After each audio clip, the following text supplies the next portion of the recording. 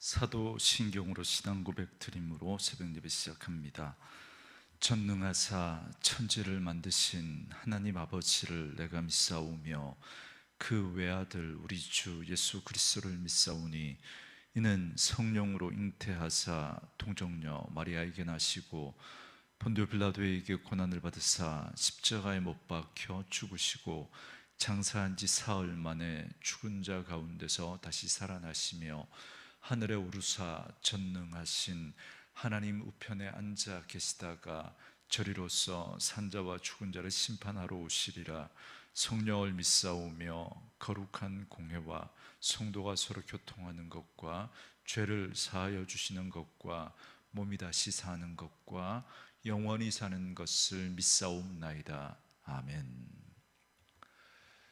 이 아침에 우리에게 주시는 하나님의 말씀은 역대상 21장입니다. 역대상 21장 1절에서 17절 말씀까지. 역대상 21장 1절에서 17절 말씀까지. 말씀 찾으셨으면 한 목소리로 같이 읽습니다. 사단이 일어나 이스라엘을 대적하고 다윗을 충동하여 이스라엘을 계수하게 하니라.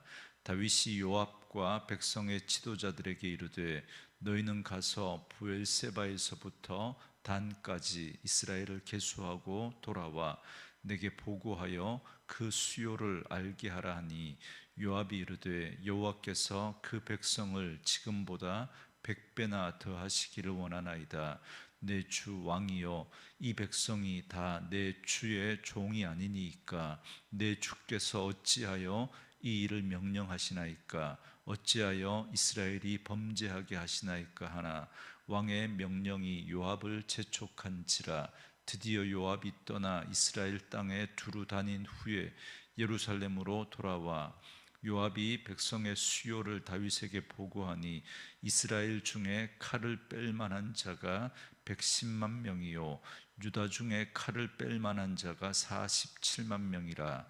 요압이 왕의 명령을 마땅치 않게 여겨 레위와 베냐민 사람은 계수하지 아니하였더라. 하나님이 이 일을 악하게 여기사 이스라엘을 치심해 다윗이 하나님께 아뢰되 내가 이 일을 행함으로 큰 죄를 범하였나이다. 이제 간구하옵나니 종의 죄를 용서하여 주옵소서. 내가 심히 미련하게 행하였나이다 하니라. 여호와께서 다윗의 선견자 갓에게 말씀하여 이르시되 가서 다윗에게 말하여 이르기를 여호와의 말씀이 내가 네게 세 가지를 내어 놓으리니 그 중에서 하나를 네가 택하라. 내가 그것을 네게 행하리라 하셨다 하라 한지라. 갓이 다윗에게 나아가 그에게 말하되 여호와의 말씀이 너는 마음대로 택하라. 혹 3년 기근이든지 혹 네가 석 달을 적군에게 패하여 적군의 칼에 쫓길 일이든지 혹 여호와의 칼 곧 전염병이 사흘 동안 이 땅에 유행하며 여호와의 천사가 이스라엘 온 지경을 멸할 일이든지라고 하셨나니, 내가 무슨 말로 나를 보내신 이에게 대답할지를 결정하소서 하니, 다윗이 갓에게 이르되 내가 공경에 빠졌도다. 여호와께서는 긍휼이 심히 크시니 내가 그의 손에 빠지고 사람의 손에 빠지지 아니하기를 원하나이다 하는지라. 이에 여호와께서 이스라엘 백성에게 전염병을 내리심에 이스라엘 백성 중에서 죽은 자가 7만 명이었더라. 하나님이 예루살렘을 멸하러 천사를 보내셨더니 천사가 멸하려 할 때에 여호와께서 보시고 이 재앙 내림을 뉘우치사 멸하는 천사에게 이르시되 족하다. 이제는 네 손을 거두라 하시니, 그때 여호와의 천사가 여부수 사람 오르난의 타작마당 곁에 선지라. 다윗이 눈을 들어보매 여호와의 천사가 천지 사이에 섰고 칼을 빼어 손에 들고 예루살렘 하늘을 향하여 편지라. 다윗이 장로들과 더불어 굵은 배를 입고 얼굴을 땅에 대고 엎드려 하나님께 아뢰되 명령하여 백성을 계수하게 한 자가 내가 아니니까 범죄하고 악을 행한 자는 곧 나이니이다. 이 양 떼는 무엇을 행하였나이까? 청하건대 나의 하나님 여호와여, 주의 손으로 나와 내 아버지의 집을 치시고 주의 백성에게 재앙을 내리지 마옵소서 하니라. 아멘. 오늘은 함께 읽으신 역대상 21장 1절에서 17절 말씀을 중심으로 다윗의 인구조사라는 제목의 말씀으로 잠시 은혜를 나누겠습니다. 다윗은 지금까지 승승장구하며 전쟁에서 승리하고 영토를 확장했습니다. 비록 부족한 모습도 보였지만 하나님은 다윗에게 변함없는 승리를 허락해 주셨습니다. 그런데 오늘 본문은 다윗의 참혹한 실패와 범죄를 말해줍니다. 지금까지 역대기에서는 다윗의 실패와 실수를 크게 드러내지 않으셨습니다. 그러나 오늘 말씀은 그의 잘못을 분명하게 말해줍니다. 1절에 보시면 사단이 일어나 이스라엘을 대적하고 다윗을 충동하여 이스라엘을 계수하게 하니라, 이렇게 말합니다. 우리가 본 대로 다윗은 모압과 에돔과 암몬과 아람과 블레셋 등 주변의 나라들을 다 평정했습니다. 그런데 그 후 다윗은 백성을 계수합니다. 인구조사를 실시한 거죠. 그런데 오늘 본문 말씀은 이 일의 배후에 사단이 있었다라고 밝혀주고 있습니다.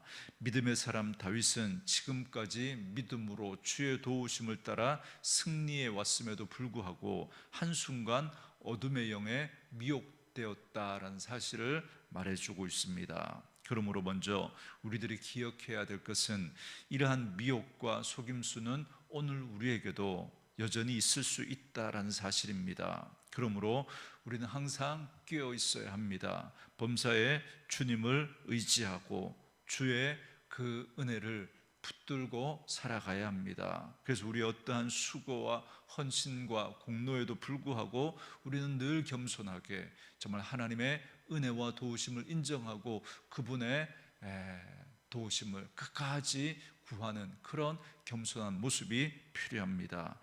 여러분 3절에 보면 다윗의 군대 장관이었던 요압은 진정 어린 충원을 다윗에게 이야기하면서 만류합니다. 요압은 여호와께서 그 백성을 지금보다 100배나 더하기를 원하나이다 라는 말로 다윗을 먼저 축복합니다. 요압의 이 말은 다윗의 심중을 꿰뚫어 보는 말입니다.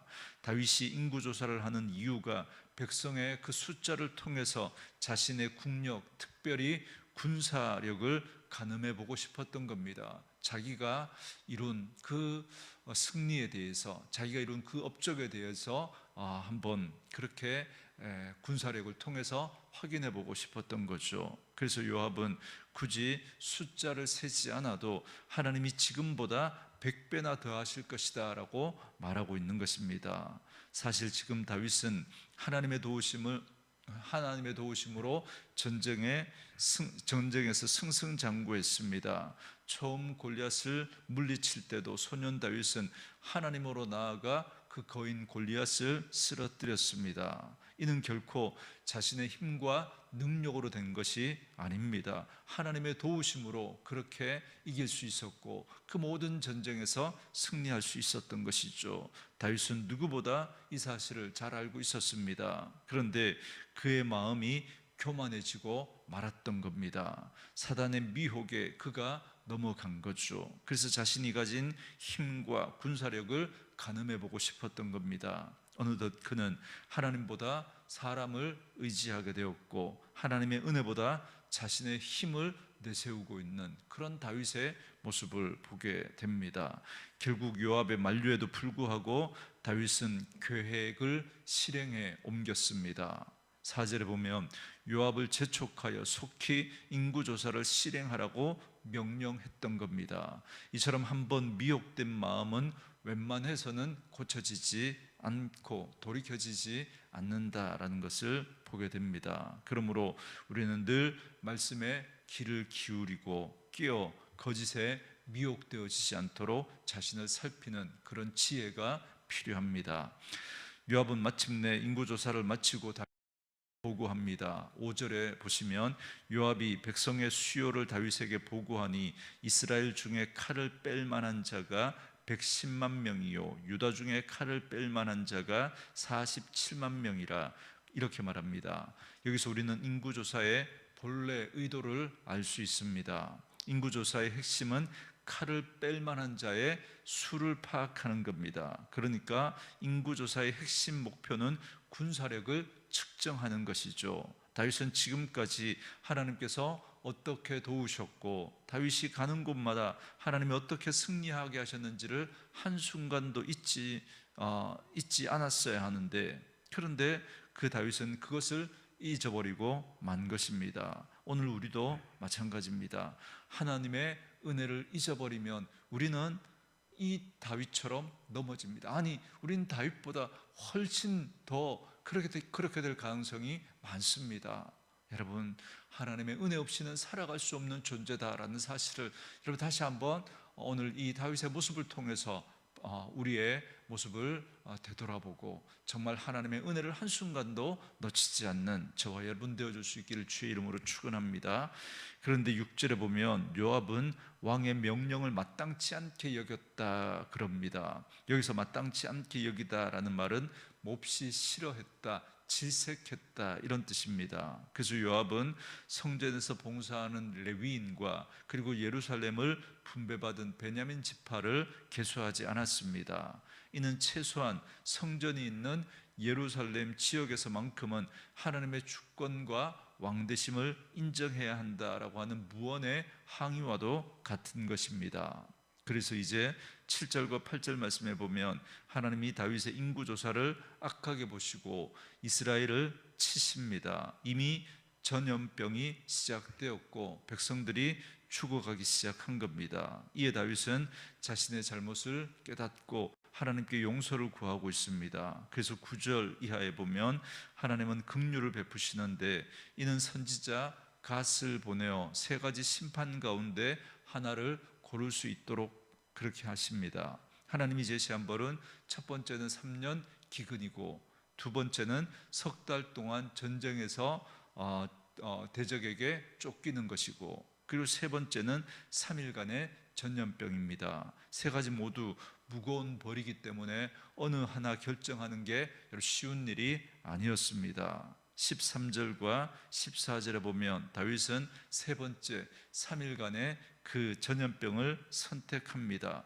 사람의 손에 그렇게 쳐서 고통을 당하는 것보다 하나님의 손에 그 치임을 받는 게 훨씬 낫다고 생각을 한 거죠. 왜냐하면 하나님은 긍휼이 심히 크신 분이기 때문이다, 그렇게 말합니다. 그래서 다윗은 자신과 이스라엘의 운명을 하나님의 손에 맡깁니다. 그래서 7만 명의 사람들이 전염병으로 죽고 맙니다.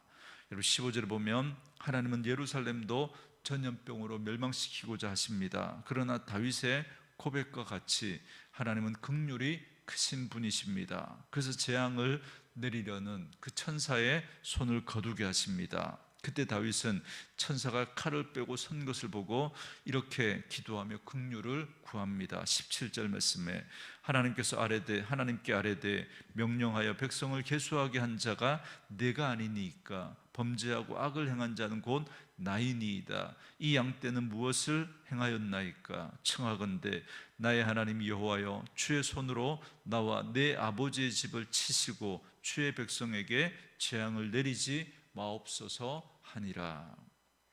이 기도는 하나님의 마음을 흡족하게 했습니다. 그는 자신의 죄를 회개했습니다. 그리고 무엇보다 백성에 대한 긍휼의 마음을 품고 기도했습니다. 자기의 죄로 인해서 아무 잘못 없는 백성들이 고통을 받지 않고 자기 집에만 재앙을 내려달라고 그렇게 기도합니다. 비로소 다윗의 이스라엘의 왕다운 모습을 회복하는 오늘 이 기도의 모습을 보게 됩니다. 이스라엘 왕은 백성들 위에 군림하고 백성들을 자기 소유처럼 생각하고 자기를 위해서 다스리지 않습니다. 권력을 사유하지 않습니다. 이스라엘의 왕은 이방 나라들의 그 왕과는 다릅니다. 이스라엘의 왕은 양을 돌보는 목자와 같이 백성들을 잘 돌봐야 할 책임이 있습니다. 자기 위에 진짜 왕이 있다는 사실을 늘 염두에 두고 그 왕을 모시고 이스라엘의 목자로 그 백성들을 잘 이끌어가야 할 책임이 있는 것이죠. 그것이 바로 하나님이 이스라엘의 왕을 세우신 이유입니다. 오늘 우리도 마찬가지입니다. 하나님은 우리 믿는 자들을 택하여 왕 같은 제사장으로 삼으셨습니다. 제사장은 하나님과 사람 사이를 연결시켜주는 사람이죠. 그래서 왕 같은 제사장은 세속적인 왕처럼 자기를 높이고 자기를 위한 것이 아니라 다윗과 같이 백성들을 사랑하고 돌보는, 그리고 백성들을 살리는 일을 해야 하는 것입니다. 그러므로 오늘 우리는 왕 같은 제사장으로서 이웃을 더욱 사랑하고 그들에게 하나님의 은혜와 사랑을 전해야 합니다. 하나님이 내게 주신 그 모든 재능과 은사와 시간과 물질과 건강, 이 모든 것들을 가지고 이제는 나만을 위해서 사는 것이 아니라 하나님의 나라를 위해서, 그리고 다른 이들을 살리고 복되게 하는 그 일을 위해서 사용할 수 있어야 합니다. 그러므로 오늘 우리 모두가 다 왕같은 제사장으로 부름받았다라는 사실을 여러분 기억하시고, 내 힘과 능력이 아니라 하나님이 주시는 그 능력과 은혜로 더욱더 이웃을 살리고 복되게 하는, 그리고 내가 나를 세우신 또 그 나를 통해 그 영향력이 드러나는 그런 곳에서 이 선한 영향력, 그래서 다른 이들을 살리고 세우는 일에 쓰임받는 그런 저와 여러분 되어줄 수 있기를 주의 이름으로 축원합니다. 주신 말씀 묵상하시면서 이 찬양 함께 들으시며 기도하는 시간 갖겠습니다.